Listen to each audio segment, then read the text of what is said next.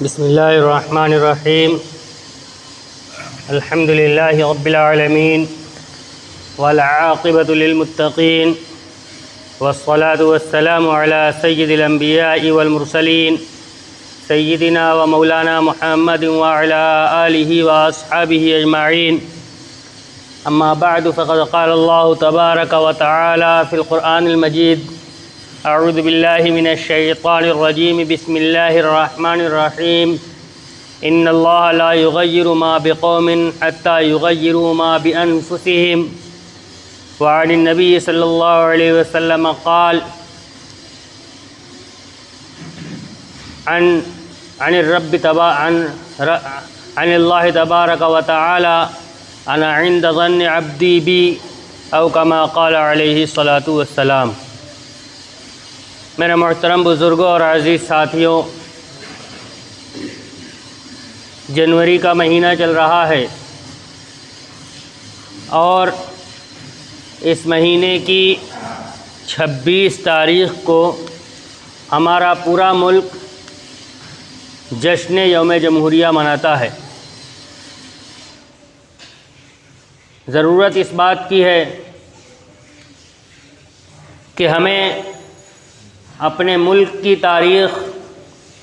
اور خصوصاً اس تاریخ کے اندر اپنے اکابر اور اپنے ہم مذہب رہنماؤں کے جو کارکردگیاں رہی ہیں اس کا علم ہمیں ہونا ضروری ہے۔ ایک منصوبہ بند طریقے سے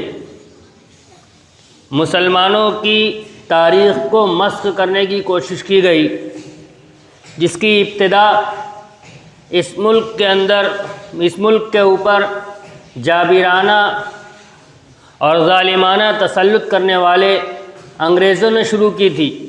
چنانچہ اس ملک کے اندر مسلمانوں کی تاریخ کو مسخ کرنے کے لیے سب سے پہلے 2 انگریز مصنفین نے کتاب لکھی تاریخ کو مسخ کر کے، جس کا نام انہوں نے رکھا تھا the history of India as told by their own historian. Hindustan کی تاریخ خود انہی کی زبانی، اور پھر وہ سلسلہ وہیں سے چلا۔ ایک دور آیا کہ اس ملک کے اندر آزادی کے پروانوں نے انگڑائیاں لی اور ایک ایسی ہوا چلی آزادی کی کہ ملک پورا اسی تحریک کے اندر رنگ گیا، اور کیا ہندو، کیا مسلمان، کیا سکھ، کیا عیسائی، اس ملک کا ہر باشندہ اس خواب کے اندر رہا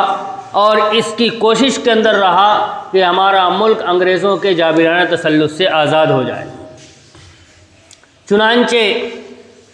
مسلمانوں کی ایک وقی جماعت جو اس زمانے میں مسلمانوں کی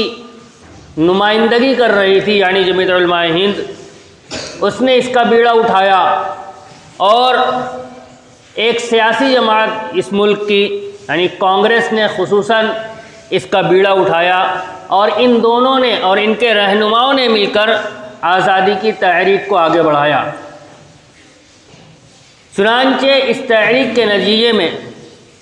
سن 1947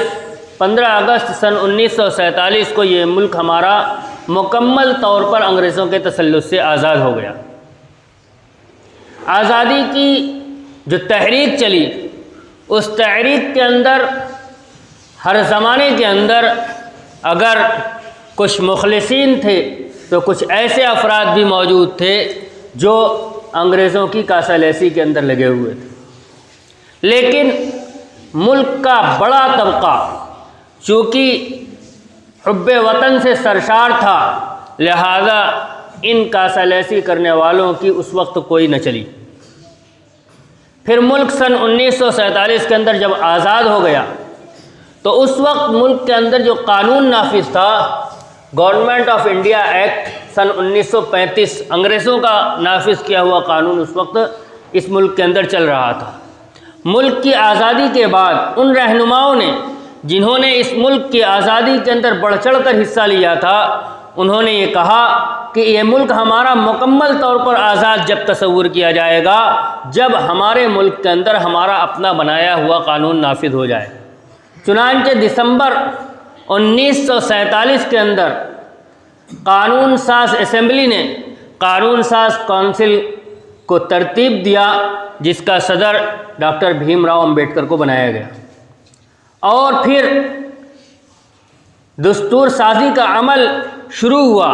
جس کا طریقہ کار یہ تھا کہ قانون ساز کونسل ایک قانون، اس کے اندر جو افراد تھے وہ دنیا کی سیاست پر نظر رکھنے والے تھے، خصوصاً ڈاکٹر بھیم راؤ امبیڈکر، اور دنیا کے قانون پر نظر رکھنے والے تھے۔ چنانچہ انہوں نے ہر دوسرے ملکوں کے قانون کو سامنے رکھ کر اور دنیا کی سیاست کو سامنے رکھ کر وہ ایک مسودہ تیار کرتے تھے، اور وہ مسودہ پھر قانون ساز اسمبلی کے اندر پیش کیا جاتا تھا،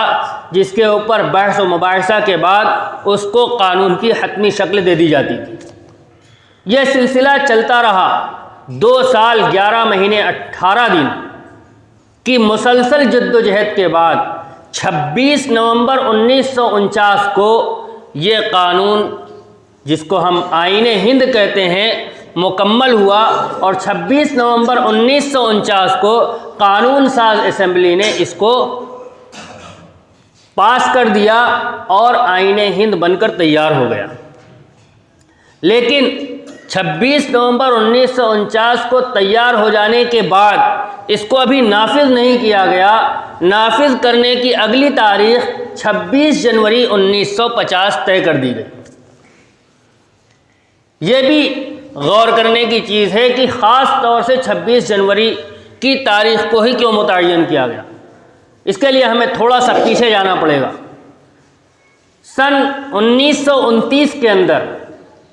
لاہور میں کانگریس کا ایک اجلاس ہوا، جس کے اندر یہ تجویز پاس کر دی گئی کہ 26 جنوری 1930 تک اگر حکومت برطانیہ اس ملک کو مکمل آزاد حکومت قبول نہیں کرتی اور اس بات کا اعلان نہیں کرتی تو 26 جنوری 1930 کو ہمارا ملک از خود آزاد ہو جائے گا۔ یہ ہماری طرف سے اعلان ہے، لیکن ایسا ہوا نہیں۔ 26 جنوری 1930 کو اجلاس کے اندر اس بات کا اعلان کر دیا گیا کہ ہماری طرف سے مکمل آزادی کا مطالبہ ہے، اور اس وقت سے ہر سال 26 جنوری کو کانگریس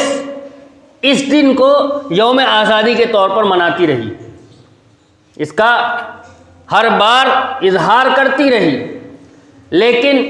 آزادی کی جو تاریخ ہمیں حاصل ہوئی وہ 15 اگست 1947 تھی، تو 26 جنوری کی تاریخ ہمیں فراموش نہ ہو، اس لیے کانگریس اس زمانے کے اندر جو قانون ساز اسمبلی تھی، اس زمانے میں کانگریس ہی کانگریس تھی، سیاسی پارٹی کوئی دوسری پارٹی تھی نہیں،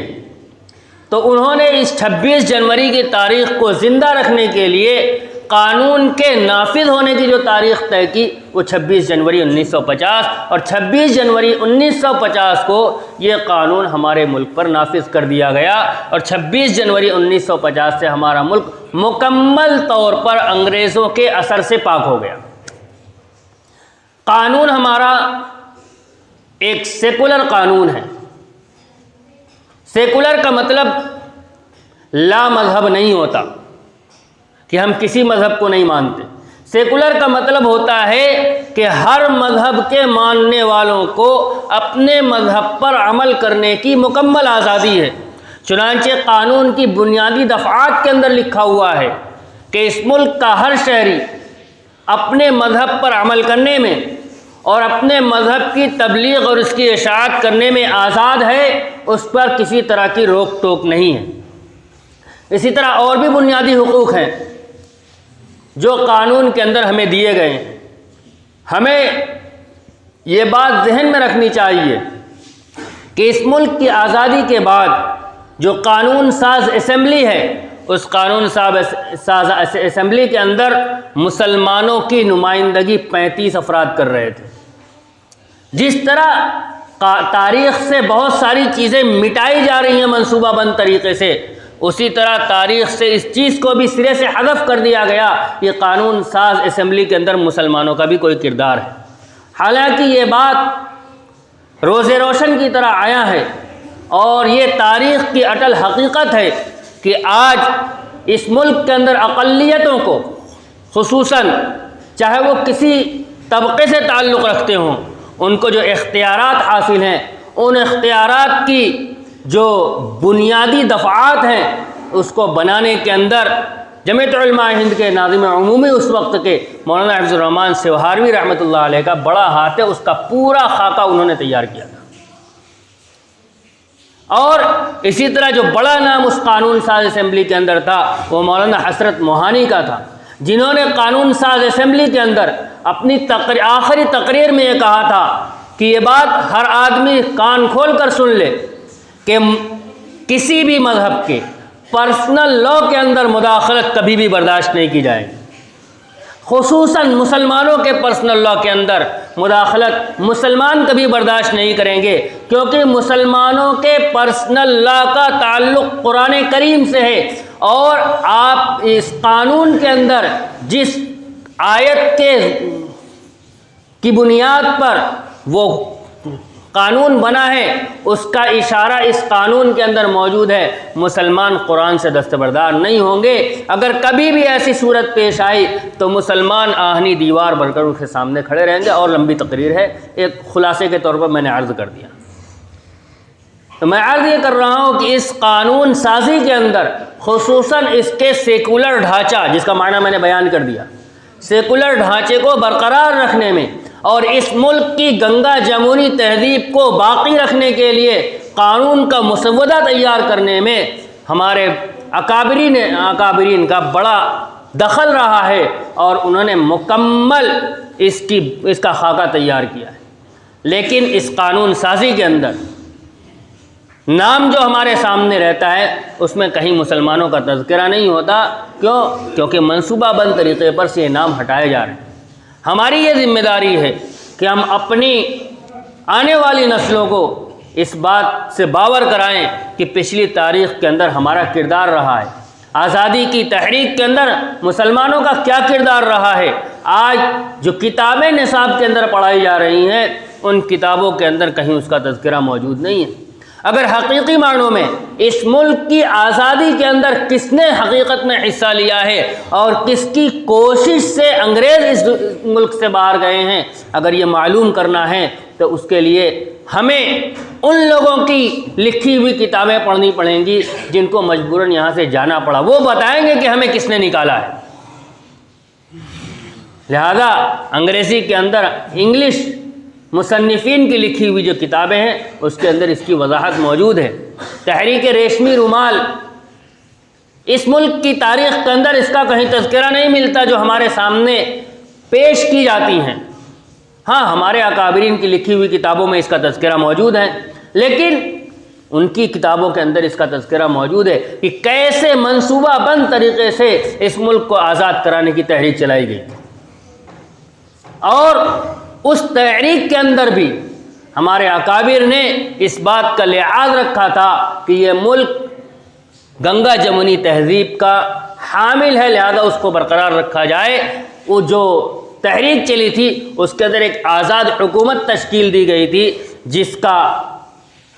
بادشاہ جو بنایا گیا تھا، راجا، وہ ایک غیر مسلم تھے، نام اس وقت میرے ذہن میں نہیں ہے، مہندر پرتاپ سنگھ غالباً نام تھا، اور وزیر اعظم مولانا عبید اللہ سندھی تھے۔ اور اس پوری تحریک کے روح رواں شیخ الہند مولانا محمود حسن دیوبندی تھے۔ انگریز پریشان ہو گئے اور اخیر تک وہ اس نام تک نہیں پہنچ سکے جس نے اس تحریک کا آغاز کیا ہے۔ ان کی پہنچ مولانا عبید اللہ سندھی تک تو ہو سکی، لیکن مولانا شیخ الہند مولانا محمود حسن دیوبندی تک نہیں ہو سکی۔ ان کی کتابوں کے اندر مولانا عبید اللہ سندھی کو ہی تذکرہ ہے، شیخ الہند رحمۃ اللہ علیہ کا تذکرہ نہیں ہے۔ یہ تاریخ کی وہ حقیقت ہے جس کو محو کیا جا چکا۔ اب ہماری ذمہ داری ہے کہ تاریخ کی ان چیزوں کو ہم خود بھی جانیں اور اپنی آنے والی نسلوں کو بھی اس سے باور کرائیں۔ دوسری بات، آنے والی 26 جنوری ہمارے لیے کیا کام ہے؟ کیا صرف جشن یوم جمہوریہ منا لینا کافی ہے؟ یقیناً یہ ایک قومی تہوار ہے۔ یہ دن حقیقت میں اس ملک کے ان باشندوں کے لیے جو اس ملک سے حقیقی محبت رکھتے ہیں، یہ ملک حقیقت میں بہت بڑا دن ہے۔ لہذا اس دن کی اہمیت کے سامنے یوم جمہوریہ کے اوپر پروگرام جیسی ہدایات ہوں حکومت کی طرف سے، اس کے مطابق کرنا چاہیے، اور اس کے اندر اپنے خصوصاً صحیح تاریخ جو ہے اس کو بیان کرنا چاہیے، اور اپنے آنے والے نسلوں کو اس سے متعلق باور کرانا چاہیے۔ یہ ہمارا کام ہے۔ اور موجودہ وقت کے اندر آئین کے سیکولر ڈھانچے کے ساتھ ذہنی طور پر اور عملی طور پر جو کھلواڑ ہو رہا ہے، ہمارا کام یہ ہے کہ ہم اس سیکولر ڈھانچے کو بچانے کی فکر کریں، اس لیے کہ یہ ملک جب آزاد ہوا ہے اس وقت جو لوگ اس ملک کے رہنما تھے، انہوں نے اس ملک کو جس طرز پہ چلانا چاہا، حقیقت میں وہی ہندوستان ہے۔ کوئی اگر اس کے خلاف جاتا ہے تو وہ ہندوستان کے ذہنیت کے خلاف جا رہا ہے۔ ہندوستان کی، ہمارے اس ملک کی بقا، ہمارے اس ملک کا تحفظ اسی نہج کے اوپر ہے جس نہج کے اوپر ہمارے رہنما نے اس زمانے کے اس آئین ہند کو تیار کیا تھا۔ اس آئین ہند کی حفاظت، اس ملک کی گنگا جمنی تہذیب کی حفاظت، اس ملک کو محبت کا گہوارہ بنانے کی ذمہ داری آج ہمارے کاندھوں کے اوپر بھی ہے۔ کیسے ہوگا؟